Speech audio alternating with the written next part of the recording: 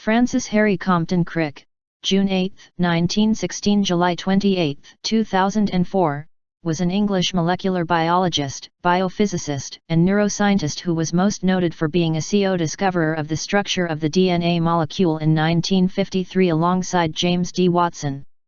Francis Crick Watson and Maurice Wilkins were jointly awarded the 1962 Nobel Prize for Physiology for Medicine for their discoveries concerning the molecular structure of nucleic acids and its significance for information transfer in living material. He was clearly a brilliant scientist who unfortunately, like many other brilliant minds who came up with theories that challenged the accepted frameworks at the time, wasn't given much press. In his book published in 1982, Life Itself, he argues that there is no possible way that the DNA molecule could have gotten its start here on Earth and that it had to have come here from somewhere else.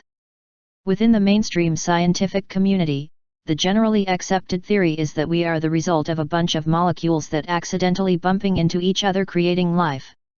However, according to Francis, we are the result of what is now known as directed panspermia.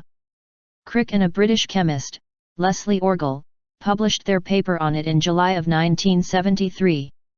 Their theory explains that organisms were deliberately transmitted to Earth by intelligent beings on another planet.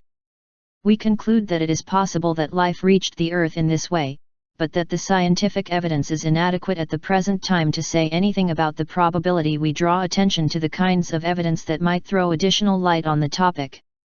As far as Crick's thoughts on the theory that we are the result of accidentally bumping into each other, he thinks this was as likely as the assembly of a jumbo jet hit by a hurricane in a junkyard. In other words, he thought the theory held little to no credibility. When it comes to Crick's theory, there have been some who expanded upon his work and have actually found evidence of it. Perhaps Crick had some evidence or he was able to connect some dots. After all, theories like this aren't just born out of nowhere, and this gentleman won the Nobel Prize for the study of DNA. Thoughts like this should not be taken lightly and evidence should be examined to see if it's a plausible hypothesis. Please keep in mind while watching this video that, although we've discovered much, we have yet to identify the biological functions of large portions of our DNA. There is so much mystery wrapped in what could possibly hold the answer to life itself and the origins of the human race.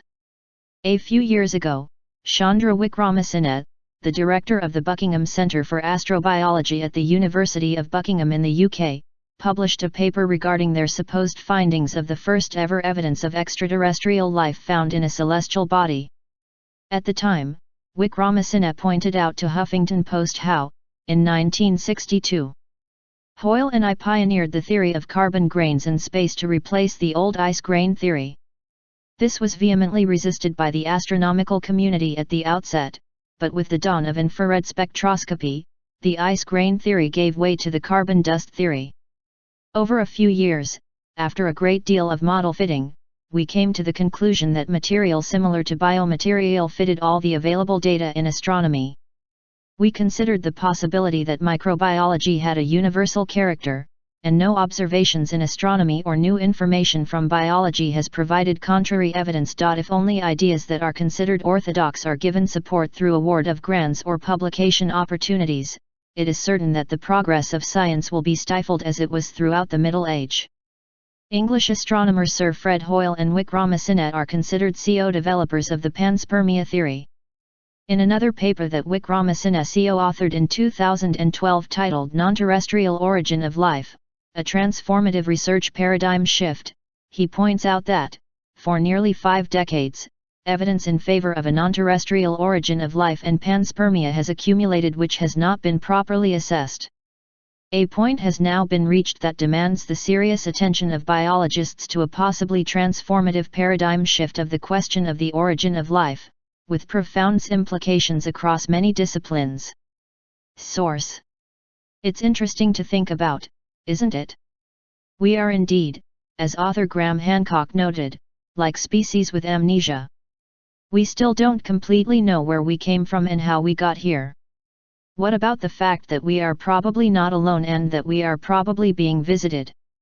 There is a serious possibility that we are being visited and have been visited for many years by people from outer space, from other civilizations. that it behooves us, in case some of these people in the future or now should turn hostile, to find out who they are, where they come from, and what they want. This should be the subject of rigorous scientific investigation and not the subject of rubbishing by tabloid newspapers. The previous quote comes Lord Admiral Hill Norton, the former Chief of the Defence Staff and 5-star Admiral of the Royal Navy. That's the highest possible rank of the British Royal Navy, similar to General Dwight Eisenhower's 5-star rank in the United States. He was also chairman of the NATO Military Committee. These are definitely positions to be in the know about what is going on, at least to some extent. If you are unaware, there have been hundreds of witnesses carrying impressive backgrounds that have been in the position to know about these things. To complement this testimony, we also have evidence in the form of documents from several different government military intelligence agencies. Personally, when I think of all of the evidence that's surfaced within the past few years alone, it's mind-altering.